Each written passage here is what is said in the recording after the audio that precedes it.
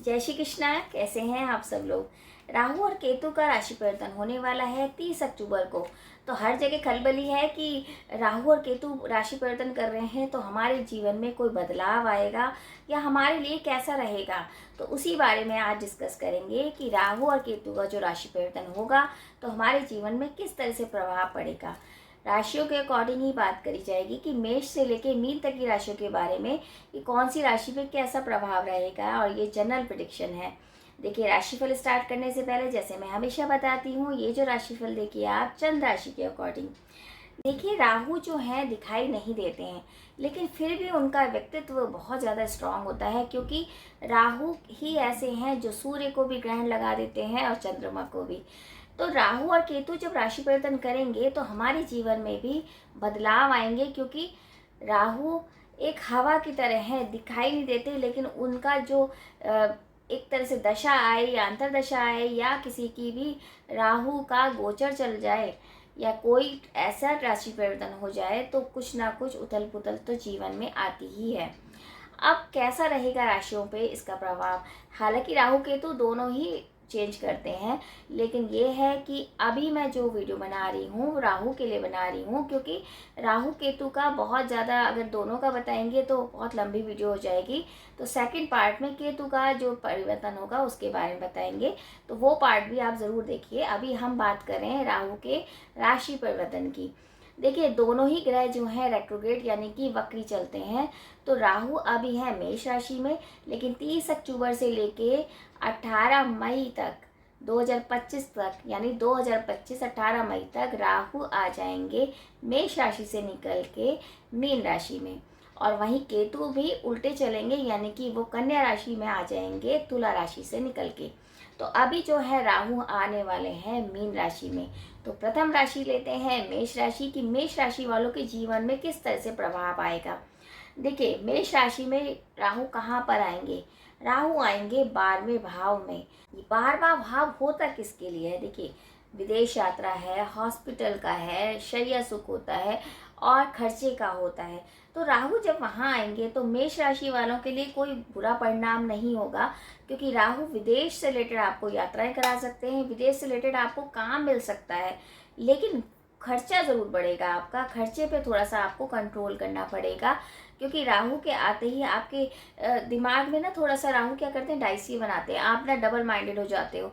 तो आपको बहुत सोच समझ के खर्चा करना है, कहाँ करना है, कैसे करना है, निरंतर आपको करना पड़ेगा, क्योंकि राहु जो है आपको थोड़ा सा खर्चा तो ज़्यादा करेंगे। दूसरा, आपको बेवजह के भ्रम भी पैदा करवा सकते हैं, तो इस वजह का ध्यान रखना है। आपको थोड़ा अपनी सेहत का भी ध्यान रखना पड़ेगा कि सेहत से रिलेटेड कोई दिक्कत ना हो, क्योंकि हॉस्पिटल का भी यही भाव होता है, तो उसका भी आपको ध्यान रखना पड़ेगा। लेकिन आपका स्पिरिचुअल जो यात्राएं हैं वो आपकी बढ़ जाएंगी। आपको यात्राओं का सुख भी मिलेगा, और विदेश से रिलेटेड जो भी काम आपके नहीं बन रहे थे वो काम भी होंगे। तो यानी कि काम के अकॉर्डिंग देखा जाए तो बहुत अच्छा जाएगा, लेकिन वहीं थोड़ा सा खर्चे पे नियंत्रण आपको करना पड़ेगा। तो मेष राशि वालों के लिए तो कोई ऐसी घबराने की बात नहीं है, बस थोड़ा सा खर्चे पे नियंत्रण और सेहत का ध्यान रखना है। वृषभ राशि। देखिए, वृषभ राशि में कहाँ पर जाएंगे राहु। वहाँ ये जाएंगे 11वें भाव में। देखिए, 11वें भाव ऐसा भाव है जहाँ पे जो भी प्लैनेट जाता है, जो भी ग्रह जाता है, तो उसमें कोई ज़्यादा कष्ट नहीं होता है। राहु के वहाँ आने से आपके काम में बढ़ोतरी होगी। काम जो आपके रुके हुए थे वो काम भी आपके होंगे। आपको कुछ अवार्ड भी मिल सकता है, हो सकता है कुछ आप नया काम सोचें। नया काम तो सोचेंगे, साथ साथ आपकी पब्लिक इमेज बहुत अच्छी हो जाएगी। मतलब मेरे हिसाब से तो आपके लिए तो वंडरफुल टाइम है, क्योंकि राहु इनकम भाव में है। इनकम में बढ़ोतरी, विदेश यात्रा और ये सब आपको मिलेगा। संतान का भी सुख मिलेगा।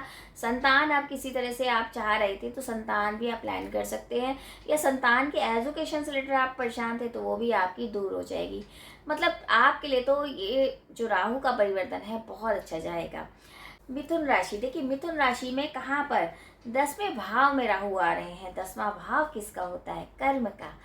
तो कर्म के अकॉर्डिंग, जैसे आपका हो सकता है राहु की प्रेजेंस के कारण आप ना काम में सोचे कि ये काम करना है, ये काम नहीं करना है, इस तरह की उथल पुथल आपके दिमाग में रहेगी, क्योंकि भ्रम की स्थिति पैदा हो जाती है राहु के राशि परिवर्तन के बाद। तो अब हो सकता है 10वें घर में जब राहु आएंगे तो काम आपका ना थोड़ा डगमगाएगा। तो ये बहुत सोच समझ के काम करने वाला टाइम है। लेकिन वहीं अगर आपने बहुत दिमाग से और बहुत सोच समझ के काम करा तो आपको फल भी बहुत अच्छा मिलेगा। राहु एकदम से बहुत ऊंचाइयों पे भी ले जाते हैं और एकदम से नीचे भी ले आते हैं। तो यानी कि आपको ऊंचाइयों पे भी ले जाएंगे अगर आप बहुत सोच समझ के, किसी पे ट्रस्ट ना करके अपनी बुद्धि से काम करेंगे। बहुत अच्छा टाइम रहेगा। आपका प्रॉपर्टी का या लीगली कोई विवाद है वो भी ख़त्म होगा और धन के क्षेत्र में आपके मामले अच्छे होंगे। तो काम अगर नया शुरू करना चाहते हैं तो ये 1.5-2 साल आप ही के हैं, समझ लीजिए। नया काम शुरू करिए और जो आप सोच रहे हैं प्लानिंग, चाहे लीगली है या कोर्ट की या प्रॉपर्टी का विवाद है, वो भी आपकी सारी समस्याएं दूर होंगी। तो आपके लिए भी टाइम अच्छा जाएगा। वहीं बात करते हैं कर्क राशि। देखिए कर्क राशि के लिए जो राहु है वो जाएंगे नवम भाव में। नवम भाव में राहु अच्छे नहीं माने जाते क्योंकि धर्म का भाव है। तो कहीं ना कहीं धर्म के विरुद्ध आप खड़े हो सकते हैं, यानी कि धर्म के विरुद्ध जा सकते हैं। कोई अनलीगल आपके पास कोई काम आ सकता है और आप अगर उसे कर लेंगे तो आप फंस भी सकते हैं। पिता से अनबन हो सकती है। माता पक्ष से थोड़ा सा लाभ होगा, लेकिन पिता की तबीयत का भी आपको ध्यान रखना पड़ेगा। या कोई बुजुर्ग हैं या गुरुजन हैं, उनसे आपकी अनबन हो सकती है। हालांकि धार्मिक यात्राएं भी होंगी और यात्राओं से लाभ आपको मिलेगा, काम आपके बनेंगे। बस थोड़ा सा आपको ध्यान ये रखना है कि आपकी लीगली कोई प्रॉब्लम ऐसी ना खड़ी हो जाए जिससे आपको प्रॉब्लम आ जाए। तो थोड़ा सा ध्यान रखना है, क्योंकि धर्म के क्षेत्र में आप थोड़ा सा अरुचि दिखाएंगे और हो सकता है वाद विवाद आपके पिता से बढ़ जाए। वहीं अगर हम बात करें सिंह राशि की, देखिए सिंह राशि में राहु जाएंगे अष्टम भाव में। अष्टम भाव में राहु अच्छे नहीं होते हैं, क्योंकि अष्टम भाव छुपा हुआ भाव और राहु जैसे कहते हैं ना सर है, तो उल्टा, यानी कि कहीं ना कहीं अंधेरा। तो कुछ ऐसा षड्यंत्र में आप ना फंस जाएं कि कोई आपको प्रॉब्लम क्रिएट कर दे और आपको पता ही ना लगे। तो बहुत सोच समझ के बुद्धि करिए, आप यूज़ करिए, क्योंकि देखिए अगर आप ये सोचेंगे या किसी पे डिपेंड हो जाएंगे तो आपको वहाँ दिक्कतें पड़ सकती हैं। सेहत का ध्यान रखना है। अष्टम के राहु हैं तो सेहत में कहीं ना कहीं एक्सीडेंट है या चोट चपेट है, किसी तरह की आप प्रॉब्लम में फंस सकते हैं, मानसिक तनाव हो सकता है। लेकिन ये ध्यान रखिए, आप इसके साथ साथ आपकी ऑकल्ट साइंस में रुचि बढ़ सकती है। ज्योतिष सीखना है तो ये टाइम आपका बहुत अच्छा है। आप किसी भी तरीके के ऑकल्ट साइंस है, रिसर्च के क्षेत्र में आप नाम कमा सकते हैं। तो थोड़ा सा माइंड डाइवर्ट करके आप इधर क्षेत्र में काम करेंगे तो बहुत अच्छा रहेगा। बात करते हैं कन्या राशि में। देखिए कन्या राशि में जो राहु है वो सप्तम में आएंगे। तो सप्तम में राहु अच्छे नहीं होते हैं। अब बहुत से कहते हैं कि जीवन साथी का ये 7वां घर होता है, पर ऐसा नहीं होता। बिजनेस का भी होता है, आपके यात्राओं का भी होता है, आपकी जो पार्टनरशिप है उसका भी होता है।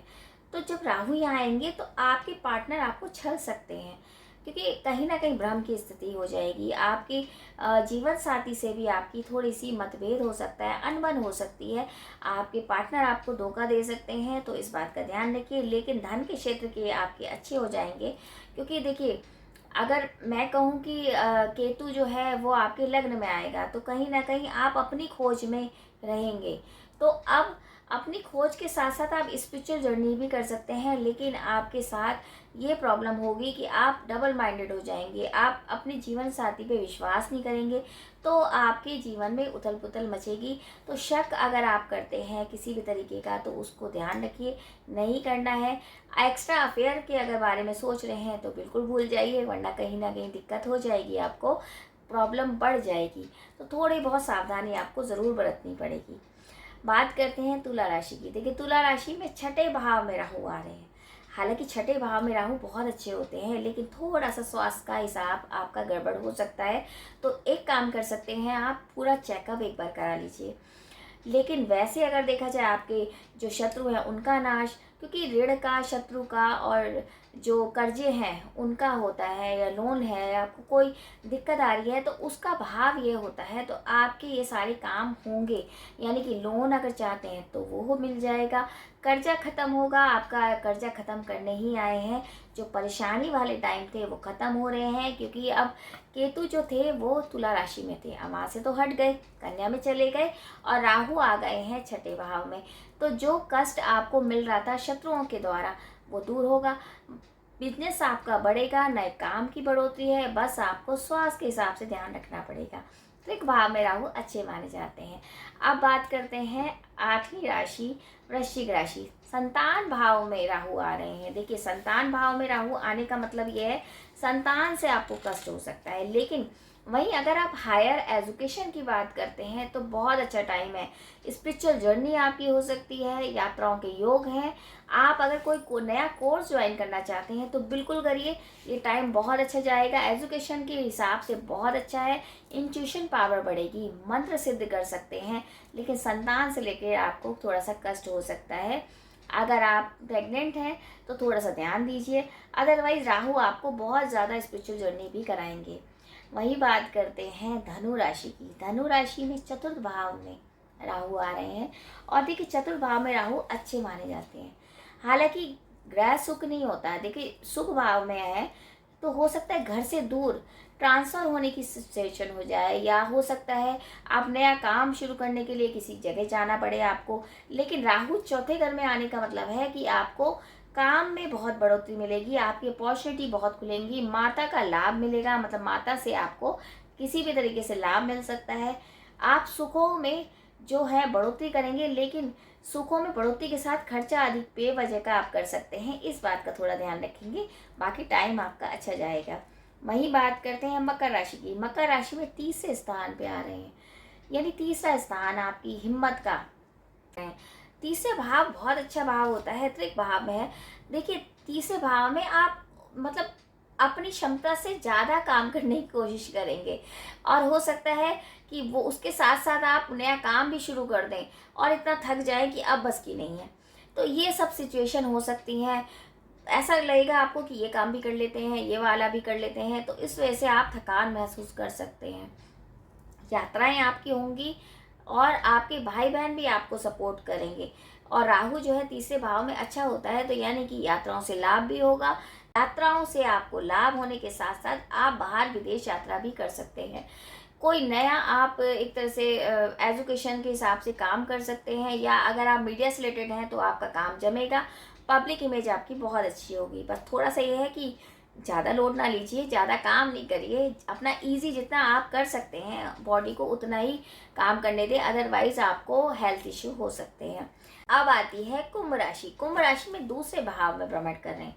देखिए दूसरा भाव जो हमारा कुटुंब का, धन का, तो इसमें क्या करेंगे राहु, आपको हो सकता है कि एकदम से धन का आपको कहीं ना कहीं से कुछ एक खजाना मिल जाए, या कहीं से धन की एक प्राप्ति हो जाए, और ये भी हो सकता है कि धन का नुकसान हो जाए। तो बहुत सोच समझ के कदम उठाना है।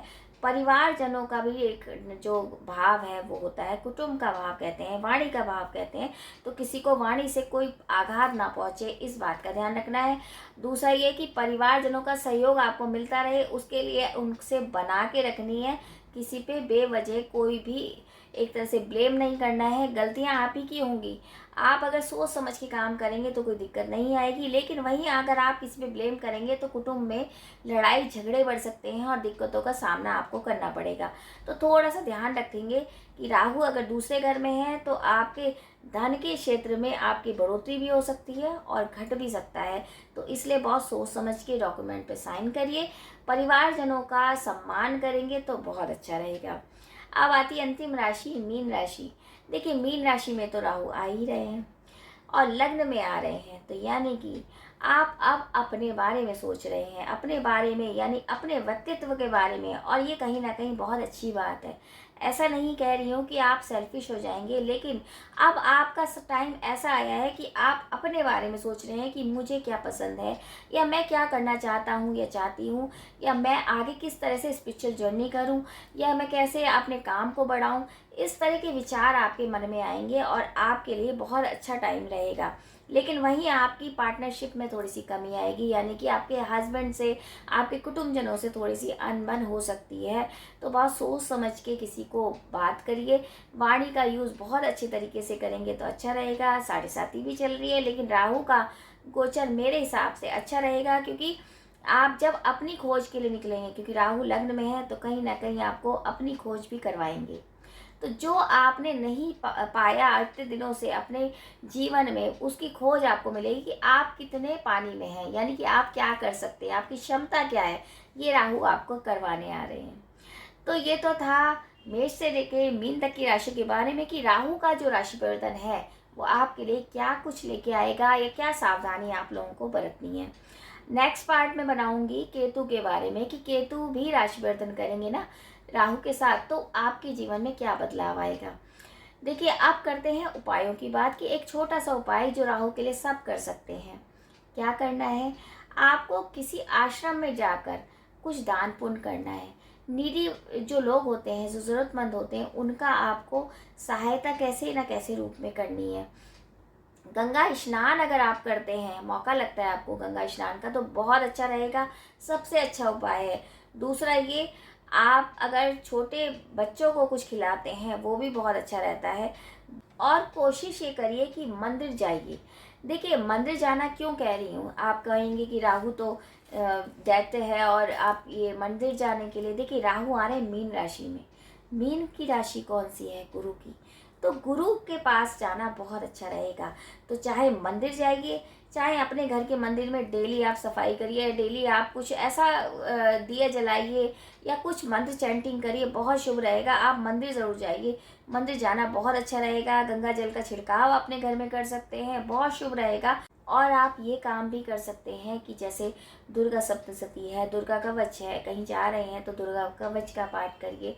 तो ये भी अगर उपाय करेंगे तो अच्छा रहेगा। तो ये एक जनरल प्रेडिक्शन थी। अगर आपको फिर भी कोई डाउट है तो आप कमेंट बॉक्स में मैसेज कर सकते हैं, और कुंडली का विश्लेषण कराना है तब भी आप मैसेज कर सकते हैं।